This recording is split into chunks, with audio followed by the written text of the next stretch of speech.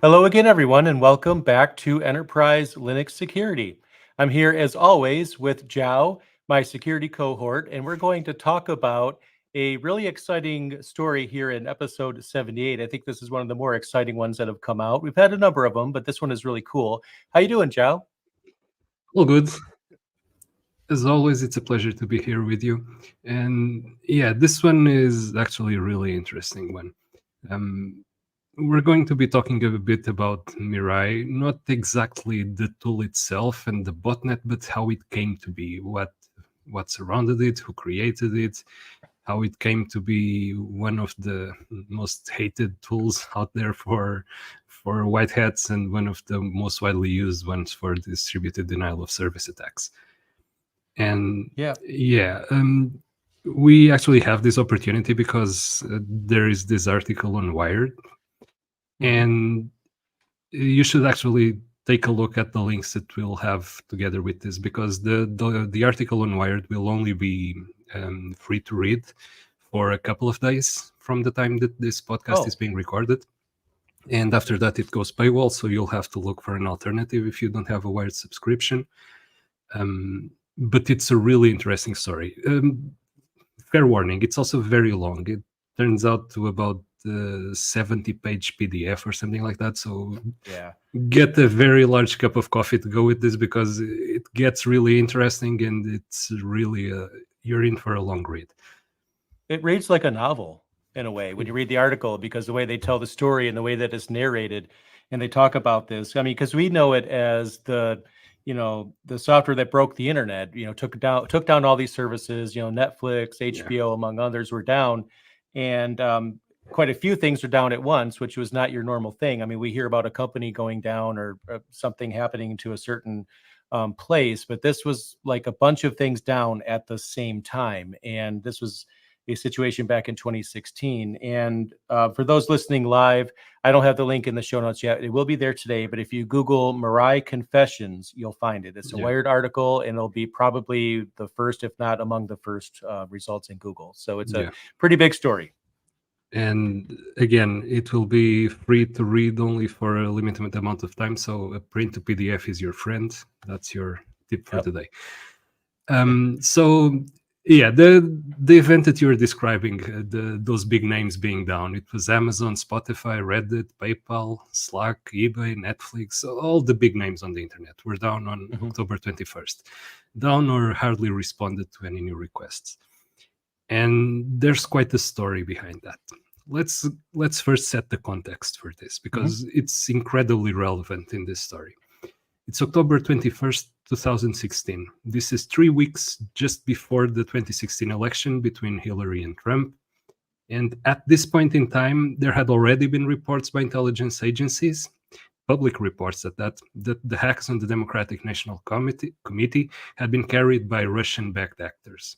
So everybody was in a state of panic at the time. Everybody was seeing threats everywhere, and cybersecurity incidents and all of that were being magnified out of proportion. And then this happened. So at the same time, WikiLeaks was releasing emails stolen from these hacks. So it was basically a really explosive situation. So when these big websites started to go offline, people started to go crazy and coming out with crazy theories about why this was happening. When was this the big event, or was this just a prelude for something that was going to happen on November 6th on the election? Yeah, so again, it turns out that this distributed denial of service was being carried out as a result of a tool that had been created by 3 teenagers in the US. Not a state-sponsored attack, not some foreign entities targeting the US because of the elections. It was simply a tool written by 3 very talented hackers at the time. The tool was called Mirai. Okay. Yeah, and it's like we keep coming back to this this kind of situation where it could be state sponsored or it could be a teenager. It's one or the other.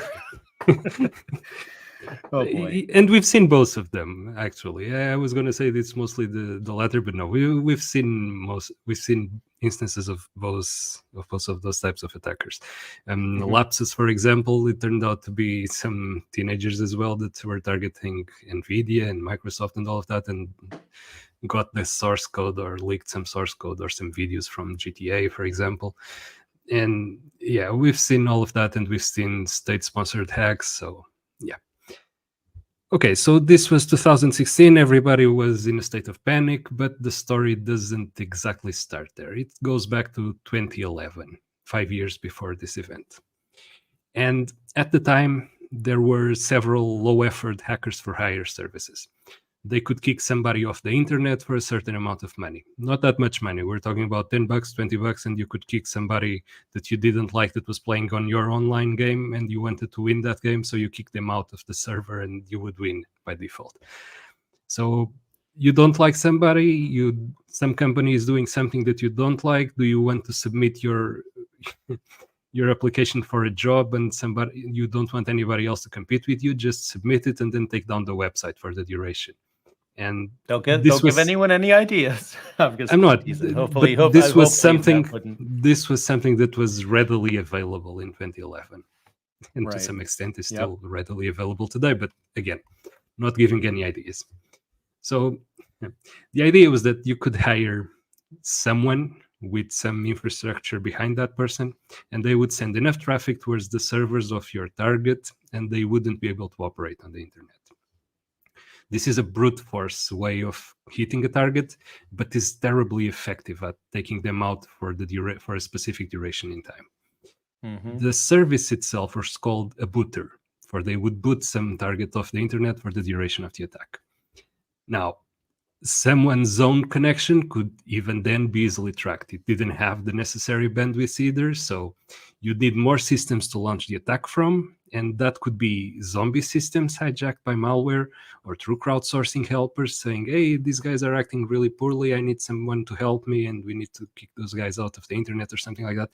This happened, for example, on WikiLeaks when services like Visa and PayPal and MasterCard refused serving donations to WikiLeaks because of everything that was happening on WikiLeaks. So they decided and by they I mean less savory forum people, decided to attack those services, and this was one of the ways that was carried out. Another way was finding an amplification service. And an amplification service is something that is still valid today and still occurs today. And not that long ago, it was found that DNS bind, actually the bind package in Linux, was vulnerable to this, in that you could send a request to a bind server and it would amplify the response, meaning that it would send out more traffic than you had sent into it, and you could redirect that traffic to a victim. That was still happening a few months ago. And at the time, some examples of services that you could abuse for this type of amplification were, for example, Quake 3 Arena servers. You would send a get info or a get status message, and it would come back with the list of servers, the maps that were being used, the scores, the number of kills, who was winning the ladders, and all of that, which was much larger, which was a much higher amount of data than the one that you had sent in. So if you had the 1 megabit connection to that server, you could transform it into a 10 megabit attack just by using this type of amplification. Multiply that by the number of zombies that you could get, and very quickly you could have enough bandwidth to take out the target on the internet. Mm-hmm. Again, this isn't exactly new. At the time, it wasn't new. People had known about this type of attacks for many, many years now. And you had these three wannabe hackers. They were not hackers at the time. They were just very young teenagers. We're talking about 11, 12 years, something like that were taking their first steps into computing, and were learning protocols, and were learning all of that. And they were starting to get interested in this type of things.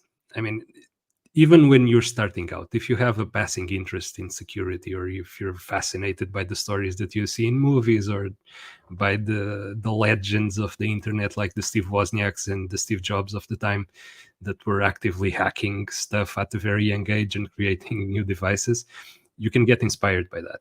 So you try to emulate that. You look up information, you look up what they did, you quickly come along with some less than ideal sources and less than ideal pieces of information, and you may be led to abuse that information.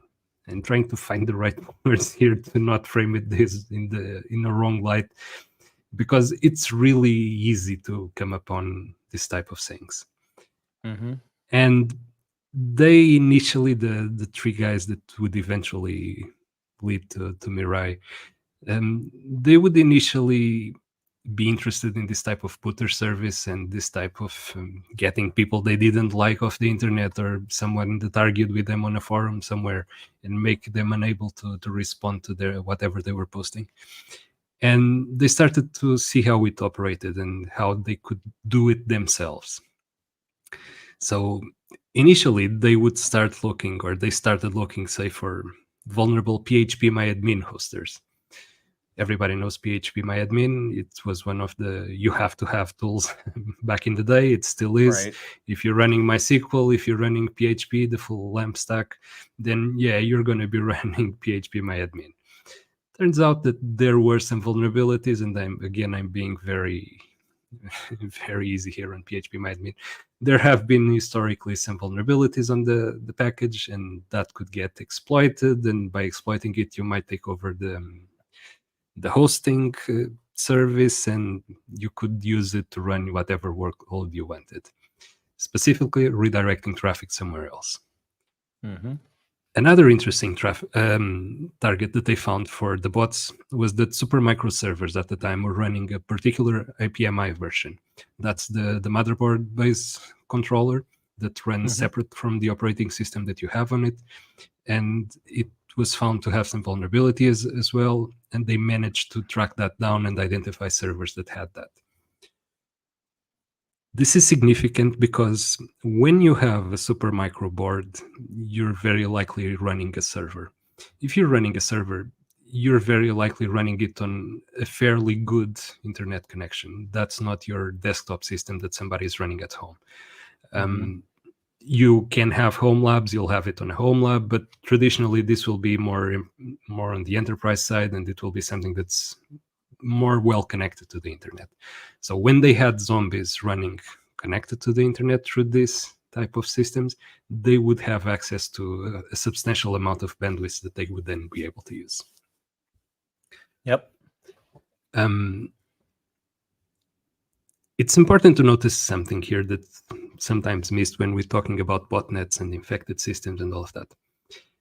An infected system that takes part in one of these attacks does not necessarily show any worrying signs for an admin.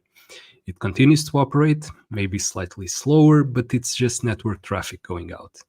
Whatever service is running on the infected system continues to run. In fact, the people behind the botnet do not want to impact whatever the server is doing to prevent it from being turned off or updated or patched or whatever. So they do not want to disrupt whatever is happening on the system. Yep, that's true. And my understanding is that the target was IoT systems, and a reboot would fix it. But if you didn't change the password, you'd be reinfected in like a minute or something like that. Yeah, but that was the next step. Initially, they started with more easy to find targets at the time. The next step after finding those Supermicro servers, it's interesting. There was a progression here. They would go on to sell their bots to boot service operators. Then they found out that the targets of most booter services would be individual users, and people that were running at home. Like I said, people that were playing a game or were running their Minecraft servers or whatever. And those individuals would be in a situation where, okay, I'm targeted by a DOS attack, a DDoS attack. So what do? Simple, I turn off my router, I turn it back on again, I get a new IP, and I'm no longer targeted by the attack. And they identified this problem on their infrastructure. Their targets would simply switch IPs and continue to be online. So they found that instead of targeting the users directly, they would start targeting the upstream routers. So instead of hitting just one user, they would start to take out whole neighborhoods, whole towns from the internet, just flooding the routers in between 1 or 2 or even 3 levels above the users that they wanted to kick. Wow. In their eyes, and this is where you get the teenager side of things. On their eyes, they weren't doing anything illegal. They were kicking servers off the internet, they were kicking users off the internet, but the computers would just be rebooted, they would come back up again next day off to school, and it was just another school day for them. So yeah, no harm done so far from their point of view. But it keeps on going. And it keeps on going. The next step was writing something called Qbot. This is where they hit the IoT side of things. Qbot was a piece of software that could be deployed to home routers that had Telnet open. At the time, that meant all of them, 90% of them, the majority of them would be running Telnet. Those home routers would also have either a default password or an easily guessable password from the MAC address that they had or something like that. So it was easy to include in Qbot the way to access different routers so that you could infect a vast array of devices just with that piece of software. Through some shenanigans online, and if you want to read the whole details about this, you should really go look at the article. It's really well written. Qbot escaped their control. So they wrote it, they used it to create some botnets and all of that, but one of the members leaked it to some other hacker, and the other hacker basically spread it everywhere. Qbot was one of the initial publicly available botnet software that you could find online. The thing is, when you start hitting so many targets, and by so many targets, they were having botnets built on top of Qbot on the thousands of individual bots, and that's quite a lot at the time. You start to draw attention. Keep this in mind. We'll come back to this point in a minute. A few years after that, and this is 2015, that's 1 year before the large DDoS and about 4 years since they started dabbling in this type of software and in this type of services and activities. Two of them launched the company. The company was called ProTraf, which was a traffic protection company for victims of DOS attacks. They were offering DDoS protection services. Now, they realized the potential customers were not interested in the service until they were affected by a DOS attack. So what did you do? Oh, let me hit you with this very painful hammer and then offer you something to ease the pain. This is called direct, and it's obviously not legal. But Right. yeah, they came out and they did this. They created a company. The company existed. You can find information about it. And this was actually one of the things that led to them being caught eventually. Because they were burning through the funds that they had, they decided to speed up things by hitting their competitor customers by DDoSing them with what they had built on top of Qbot and presenting themselves as the solution. While they did got some customers, and here's some customers, it's important to note it was less than 20 customers, and were mostly Minecraft server operators. For some reason, that was something that was booming at the time. Mm-hmm.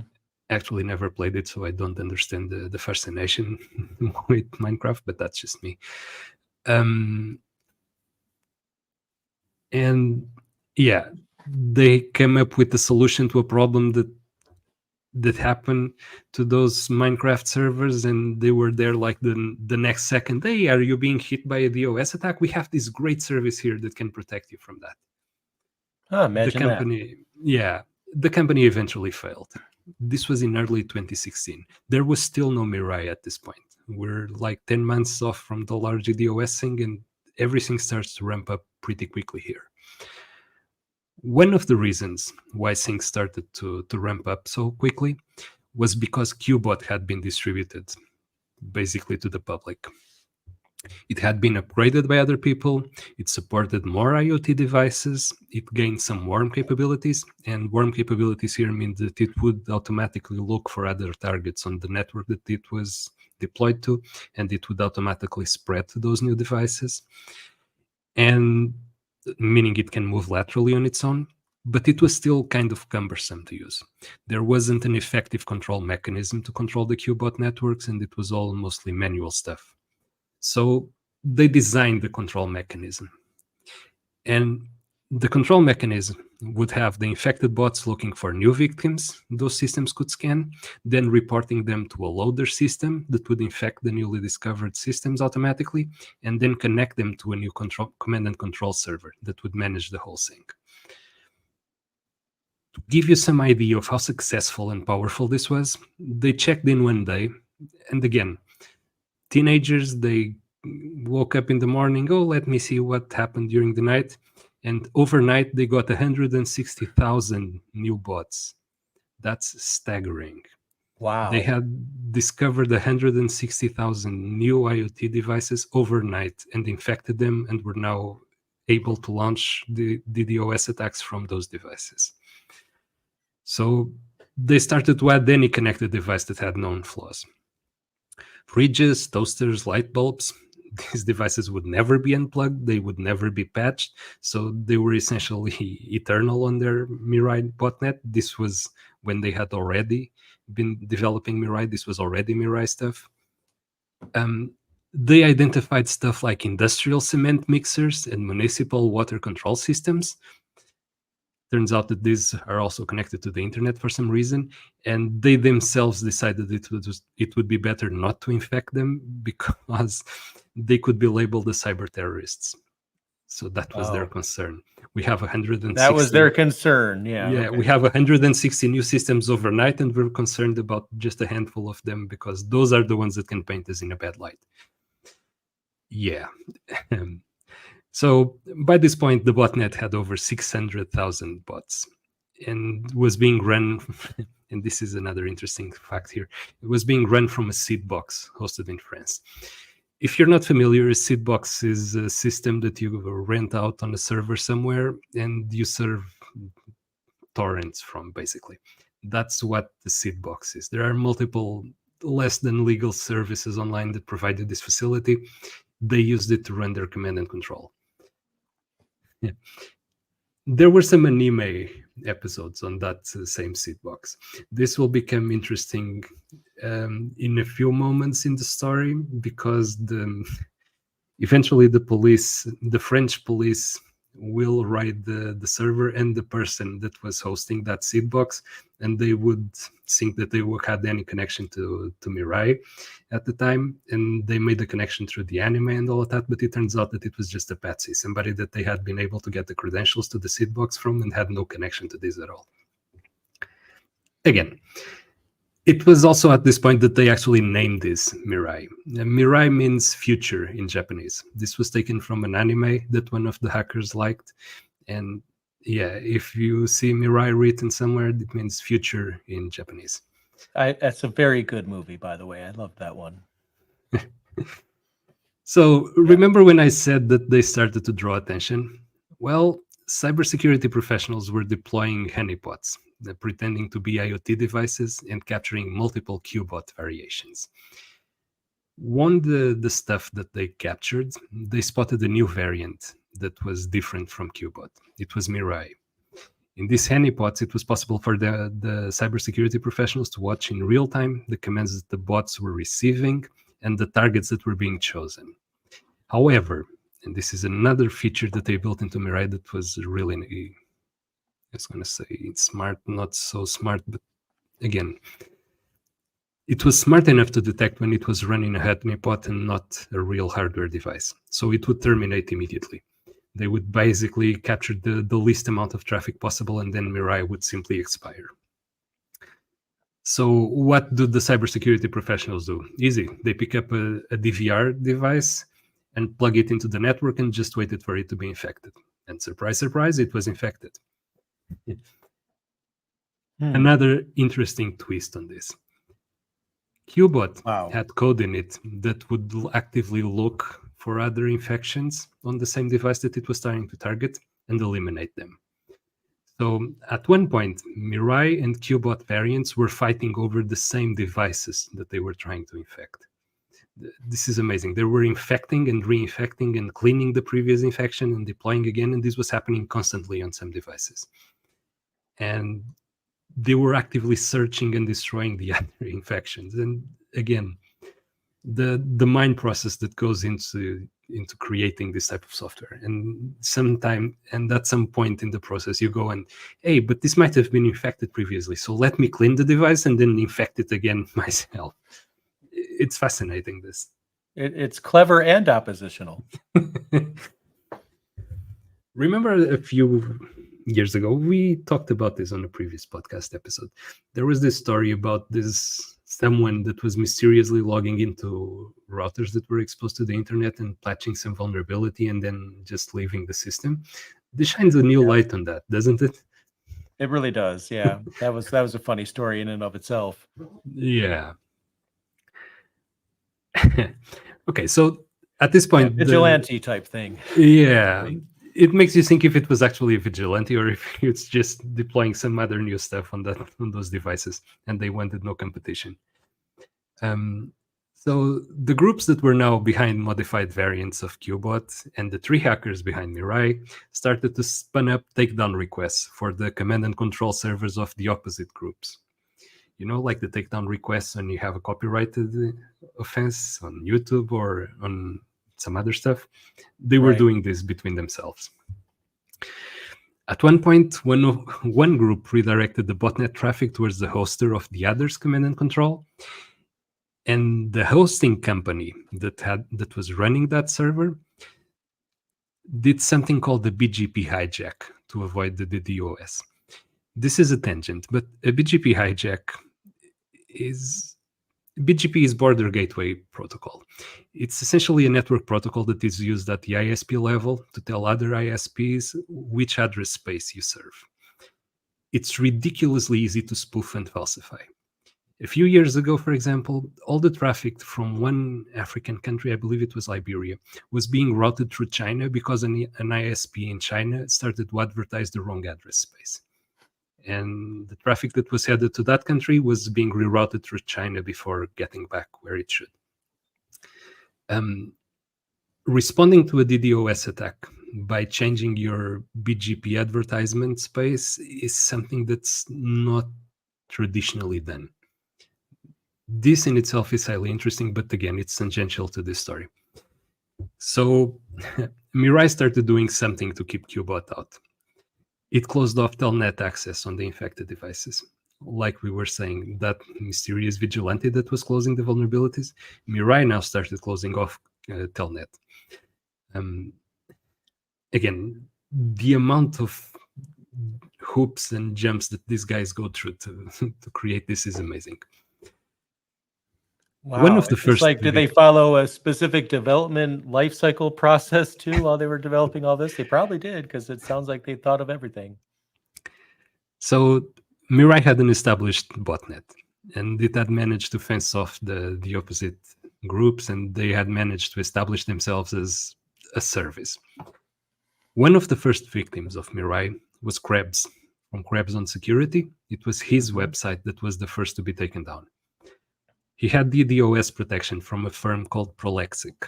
Prolexic is a firm owned by Akamai, the internet giant. Microsoft used them. I don't know if they still do use them to distribute their patches and serve all of their content and all of that.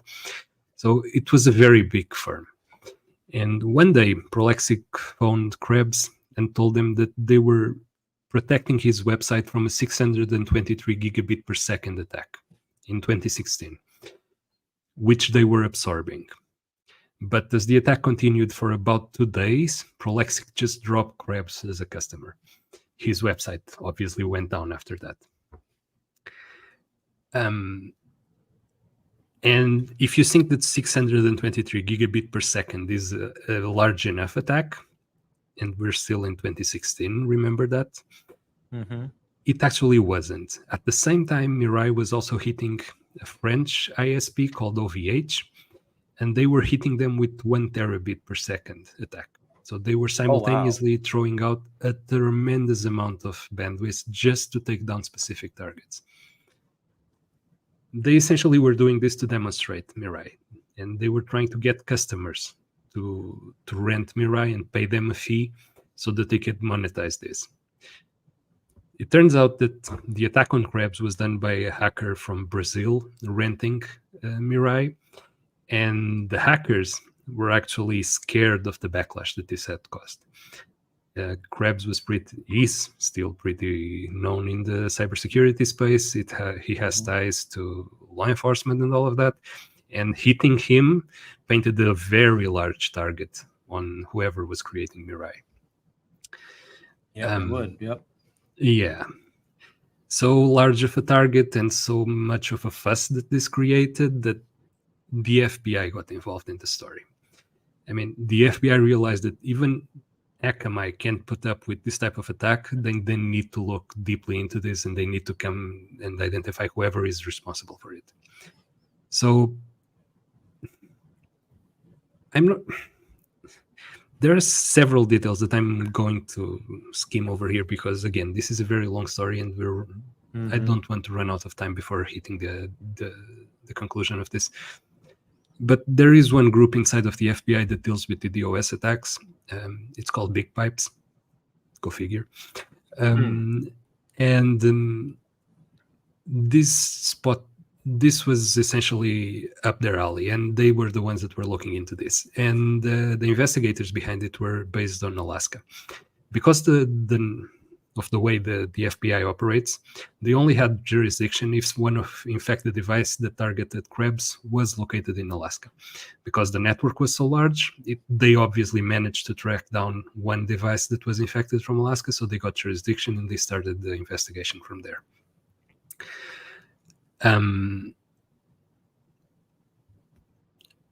So they tracked down that company that was hosting the command and control. They managed to track down through a device that was infected. They looked at the logs and managed to track it down to that company that did the BGP hijack thing to avoid the DDoS, which hosted a command and control server for Mirai. And they contacted them and they asked for information about the server and if they knew who was behind Mirai and who was behind that account that was running this. And the company told them no. But they told them that you might be able to get more information from ProTraf. Remember, the company that the hackers had created. And the reason that this company pointed to ProTraf was because during one of the demonstrations of Mirai, one of the 3 hackers decided to target one of the Minecraft servers that were initially their customers. And they tried to DDoS them and extort them for some money. And to make that more credible, they sent the email with the extortion request to the Minecraft operator, the server owner, and they CC'd their own ProTraf email address to make it seem like, oh, we don't know the Minecraft operator, so we're going to target him and the company offering them protection. And that made his name appear here. And the FBI tracked it down. Again, that company that had failed and had been created to try to extort money from people was now coming back and being their Achilles heel on this whole story. Again, you cannot make this up. I'm starting to wonder why this isn't a Netflix series. It'd be interesting, Netflix was taken down by this and then would then host a show by this. I'm sure somebody out there has this idea. This would be a pretty exciting series. It's just the stories that we don't like these things to happen to people, but when they happen to happen, then this is literally the stuff movies are made of. The different plot points. It's got it all. It's got oppositional teenagers, evil corporations or an evil company, a virus that runs amok. That's pretty crazy. And now you have 3 hackers that are pretty scared because the FBI is looking very closely at one of them. And they chat up amongst themselves, and one just wants to take down Mirai, the other wants to shut it all down but release the source code so that it misdirects whoever is investigating, and another one takes no position. It turns out that the Mirai source code gets leaked anyway. One of them publishes it online. It's still available online today. You can still find Mirai source code out there in the internet. And obviously, If Qbot being released produced many variants of Qbot, Mirai being released created multiple versions of Mirai. And now we're back to October 21st. Again, very close to the elections, everybody being scared and seeing attacks everywhere. And the major services on the internet are taken down. And this is traced to a DNS resolution failure at DIN, Dynamic DNS, DIN DNS. And by looking at logs from captured infected devices that are running Mirai, they see that the attack was initiated from the network. Here is where the old motto of it's DNS comes into play. DIN DNS was an authoritative DNS service. It still is, I believe. This means that other providers check in with DIN to make sure that the name resolutions are still valid. A name resolution has a specific time to live. So after a few minutes, a few hours, a few days, you need to check back in with the server to see if it's still valid to get the resolution again. Mm-hmm. So when Mirai targeted the DIN servers, they became unable to respond to legitimate requests from Google, from the big networks, the big ISPs. But authoritative servers never fail. They never fail to give a response. So when the response was not being sent back, the servers asking the request would simply retry and retry and retry. And eventually, DNS was DDoSing itself. So, oh my gosh. It wasn't just Mirai anymore. That day, the 21st of October, DNS itself was killing DNS. At the end of the day, when people finally managed to get things under control, when the attack was more or less starting to trickle out, the damage was really bad. The PlayStation Network, which it was eventually found to be the initial target of this, and again, all of these stories that we're touching here, the PlayStation Network hack, the hack of Mirai itself, Qbot, all of these were on them by themselves separate stories that have come out over the years related to cybersecurity. And the PlayStation Network, this was the big attack that it had. It was on 2016, and yeah, it was because of Mirai. They estimated that they lost, because they were offline for a day or two or something like that, because of this, $2.7 million in losses. DIN, which coincidentally was about to be sold to Oracle on that very day for $600 million, lost 14,000 customers that day. 14,000 websites that were being resolved at DIN were no longer there the day after. Oh, wow. They reported that was 8% of the contracted web domains. That's millions in future revenue. The big names were still counting the losses, but when you consider that Amazon, eBay, PayPal make tons of money each day, taking them offline for half a day, that's a lot of money that they lose. Okay? Oh, yeah. So you can imagine that there was only one way that this could go, right? The FBI raid came 2 months after that. It raided one of the hackers. And this is where it gets funny. The FBI raid brought along some special intelligence officers from the French police, because they had raided that seed box in France and they were suspecting someone from France to also be responsible for this. It turns out to just have been a patsy. But yeah, the French were also involved in the raid. So yeah, the FBI raid comes in. They just seize equipment. They don't arrest anybody, but they let the hackers know that, yeah, we know what you did. We're going to take the equipment, and yeah, this is not going to go well for you. But the hackers weren't arrested. So they remained free. In 2017, they had started a new botnet with no connection to Mirai, and they were instead selling it for click fraud. So they built a new botnet. Obviously, at this point, they had already talked to the FBI. The FBI had been in their houses, had seized the equipment. They had to know they were being spied upon or looked upon, and they still went back and did it. So that makes again, no sense at all. Wow, no sense at all.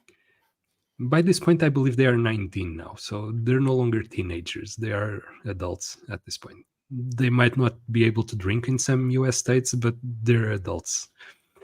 And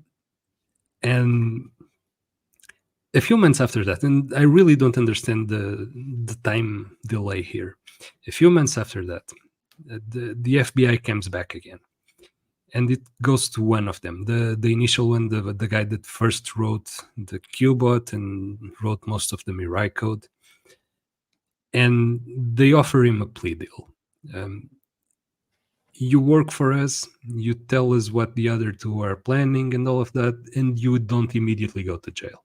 And he takes that plea, and he makes that deal with the FBI and starts to collaborate with them. Eventually, the FBI offers the same thing to the second hacker, which also takes it. And the FBI then identifies the third one. The third one by this point had not yet been linked because he had no connection to that company that they had created. But they get to him at this point. So the FBI basically has all three of them, and they offer him the FBI offers all three of them this deal. You're going to be sentenced to 5 years community service that you will be serving under us, working for the FBI, creating protections against this and identifying new threats of the DOS, and you don't go to jail. And they did. And they accepted that. And that's why the story only comes out today, because that's when the agreement that they made with the FBI expired and the story was able to be published. And Oh, that explains it. Okay. yeah. And it's amazing that people responsible for this tool that caused such havoc and such problems and so many losses, and I mean all the hassles that come with it, managed to get away with just a slap on the wrist and actual jobs. And Wow. Yeah, that has to be very infuriating for any yeah, company or anyone that was caught in the crossfire of this and lost all this money, just to find out the people that perpetrated this, just had community service and a job. essentially. But that's how the story turned out. Again, there are countless details that I skimmed over. You really should go and take a read at this. Again, print to PDF will save you some money. Yep. It's a great story. It's a great write-up. It's very well written. It's more or less the script for a new series all baked into. And yeah, Netflix should really look into this. We'll take Yep. our cut afterwards. Yeah, if they make a movie about the whole GameStop stock thing, then this is probably even better of a story. I mean, they'll probably be after this at a certain point, but these types of things just never cease to surprise. When you find, I mean, it's one thing when you hear about something happening and how big of a problem it is and the damage that it causes, and then later you find out the individual details of how this came about. We don't really, I don't feel it's not that often we get this much detail. I mean, sometimes yes, but I mean, does this, like you saying, something like 70 pages or something? It's not a quick read, but it is a good read. It is fun, unfortunate fun, but fun all the same. And it's definitely something I also recommend everyone checks out while they still can. On a final note, if you work on cybersecurity and you use a tool called Watchtower, which is a honeypot-like, it's a modified QEMU version where you can deploy IoT device firmwares and look for traces and changes and all of that. It's basically a honeypot that you create for IoT. It was created by the guys behind Mirai. It was part of their job at the FBI. They wrote this tool. This tool is available out there. It's very well done. So if you want to look at some of the job that they did, of the work that they did, look up Watchtower. It's really nice. Again, this is a great story. Sorry if I haven't made it justice. It's really not very easy to make justice to such a long story in such a short amount of time. But yeah, thank you very much for joining. As always, it was a pleasure. It was a great story, and I hope you liked it very much. And until the next one. Yep, we'll see you again very, very soon, and we'll have more security news and shenanigans just waiting for you. Thank you very much, everybody. Until the next one. Appreciate it.